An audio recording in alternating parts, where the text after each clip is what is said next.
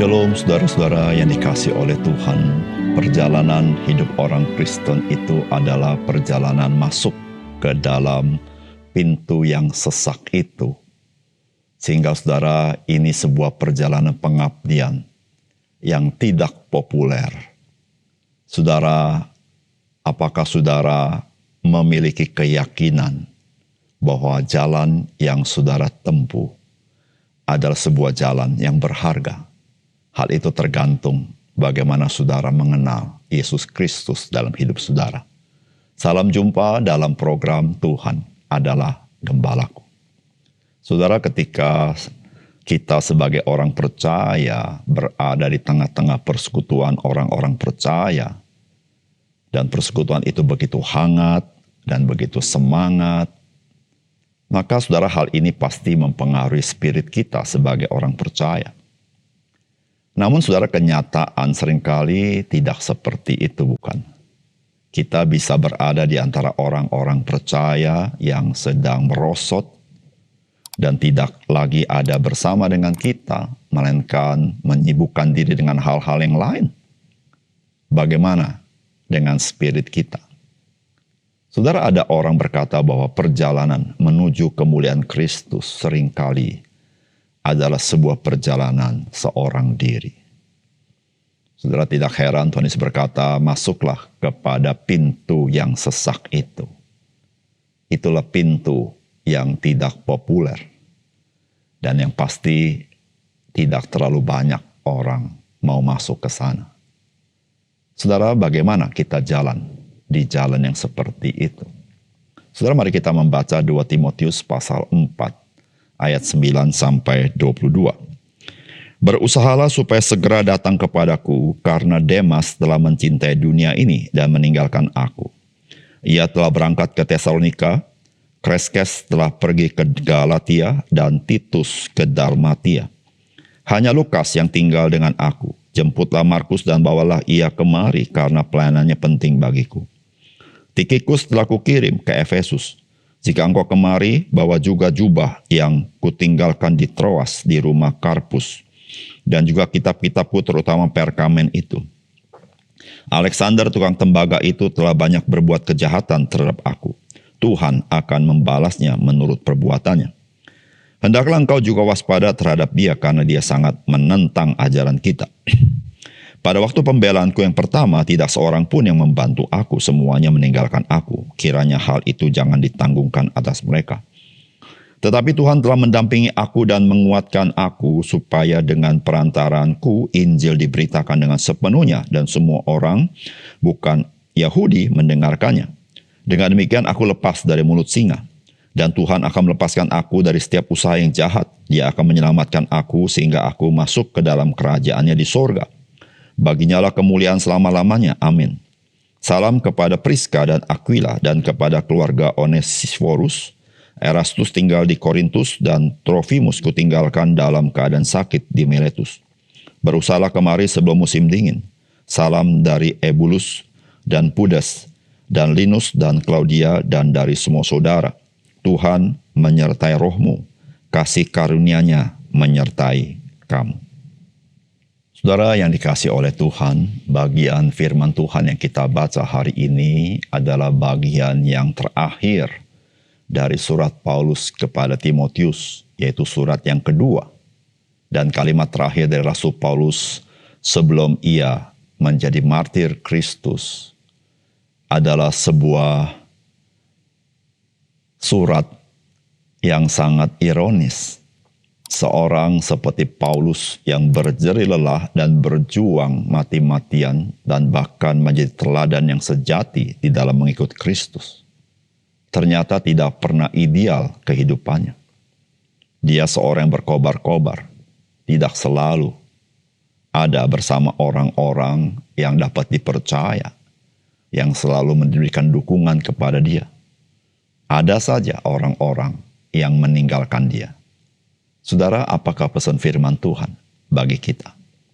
Saudara, yang pertama, kita sebagai orang percaya memiliki keniscayaan. Kita berjalan mengikut Yesus seorang diri. Karena berapa banyak orang-orang percaya yang tidak lagi berada di jalan yang kita lalui.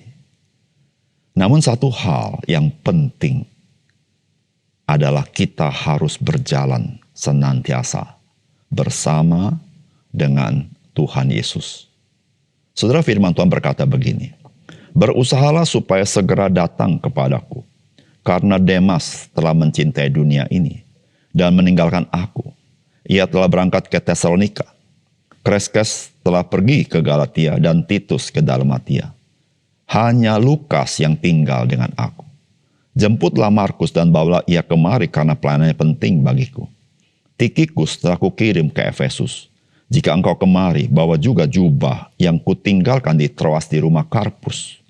Dan juga kitab-kitabku terutama perkamen itu.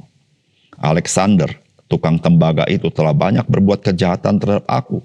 Tuhan akan membalasnya menurut perbuatannya. Hendaklah engkau juga waspada terhadap dia karena dia sangat menentang ajaran kita. Pada waktu pembelaanku yang pertama tidak seorang pun yang membantu aku. Semuanya meninggalkan aku. Kiranya hal itu jangan ditanggungkan atas mereka, tetapi Tuhan telah mendampingi aku dan menguatkan aku. Supaya dengan perantaranku Injil diberitakan dengan sepenuhnya dan semua orang, bukan Yahudi, mendengarkannya. Dengan demikian aku lepas dari mulut singa. Dan Tuhan akan melepaskan aku dari setiap usaha yang jahat. Dia akan menyelamatkan aku sehingga aku masuk ke dalam kerajaannya di sorga. Baginya lah kemuliaan selama-lamanya. Amin. Saudara, apa kesan saudara terhadap bagian firman Tuhan ini? Saudara, ironis bukan? Ketika Rasul Paulus menulis dengan mengatakan hanya Lukas yang tinggal dengan aku. Saudara, dari sekian banyak teman-teman yang berjalan bersama Paulus, Paulus berkata hanya Lukas yang tinggal dengan aku. Tentu di penjara, saudara. Saudara, kemana yang lain? Saudara, ada yang diutus oleh Paulus untuk pelayanan. Tetapi saudara, ada yang meninggalkan Paulus serta merta dan tidak lagi di dalam mengikut Kristus. Bahkan ada di antara mereka yaitu berbuat hal yang tidak baik kepada Rasul Paulus. Saudara yang dikasihi oleh Tuhan, bagaimana perasaan saudara ketika saudara sedang menderita? Saudara sedang menghadapi ancaman kematian karena saudara berjerih lelah di dalam Kristus. Karena saudara tidak tanggung-tanggung, rela menderita apapun. Tapi pada titik itu, pada titik nadir itu, saudara sedang mengutus orang untuk melayani Tuhan, tetapi ada orang-orang yang sengaja meninggalkan saudara dan tidak lagi hidup bagi Kristus. Saudara, secara manusia, kita pasti kecewa, kita pasti tawar hati. Kita pasti bertanya kepada Tuhan, Tuhan apa yang salah dengan saya? Tetapi ketika saudara membaca bagian ini, saudara, jikalau engkau mengalami itu, engkau bukan satu-satunya pekerja Kristus, satu-satunya orang Kristen yang mengalami itu. Di abad pertama, Rasul Paulus juga mengalami seperti itu. Saudara, Rasul Paulus, dia tidak pernah hidup main-main. Dia mempersembahkan seluruh hidupnya. Namun, apa yang dia alami tidak ideal, saudara. Cuma satu hal. Di dalam bagian ini, dia mengatakan Tuhan, dia tidak meninggalkan Rasul Paulus. Rasul Paulus berjalan bersama dengan Tuhan. Tuhan telah mendampingi aku. Tuhan telah menguatkan aku. Saudara yang kasih dalam Tuhan, kita tidak bisa berharap kepada manusia. Tetapi kita masih bisa berharap kepada Tuhan. Yang menjanjikan bahwa dia tidak akan membiarkan kita. Dia tidak akan meninggalkan kita. Oleh karena itu saudara, mari kita belajar dalam segala hal saudara. Kita bersandar pada Tuhan. Kita memegang tangannya. Dan kita tidak pernah kecewa. Yang kedua, saudara, kekuatan kehidupan orang percaya dalam mengikut Kristus itu adalah apakah firman Tuhan itu selalu menjadi kerinduan kita. Saudara, firman Tuhan berkata, jika engkau kemari bawa juga jubah yang kutinggalkan di Troas di rumah Karpus, dan juga kitab-kitabku terutama perkamen itu. Saudara, kalimat ini sangat luar biasa. Saudara, ada dua hal yang Rasul Paulus concern. Yang pertama terkait dengan kesehatan tubuhnya. Di situ dikatakan supaya Timotius membawa jubahnya yang ditinggalkan di Troas. Tetapi saudara, tidak berhenti di situ. Rasul Paulus mengatakan juga kitab-kitabku terutama perkamen itu. Saudara, ini menunjuk kepada kitab suci. Saudara, Rasul Paulus di tengah kesendirian, saudara, dia butuh kesehatan yang cukup secara fisik. Namun dia tahu, saudara, dia butuh pendampingan firman Tuhan dalam hidupnya. Dia butuh kekuatan firman Tuhan. Dia butuh penghiburan firman Tuhan. Dia butuh semakin mengenal Kristus. Karena itulah satu-satunya, saudara, yang membuat seorang Kristen tidak pernah padam api Roh Kudus di dalamnya. Oleh karena itu, saudara, kekuatan kehidupanmu dan kehidupanku sebagai orang percaya di dalam pengabdian kepada Kristus itu sangat tergantung seberapa besar kerinduanmu dan kerinduanku akan firman Allah yang hidup itu. Saudara, hanya firman Allah yang hidup itu yang sanggup menghidupkan roh dan jiwamu. Karena dia adalah pedang roh.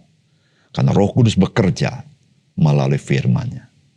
Oleh karena itu, saudara, jikalau engkau dan saya ingin menyelesaikan pertandingan dengan baik yang dipercayakan Tuhan, engkau tidak bisa tidak merenungkan firman Tuhan siang dan malam.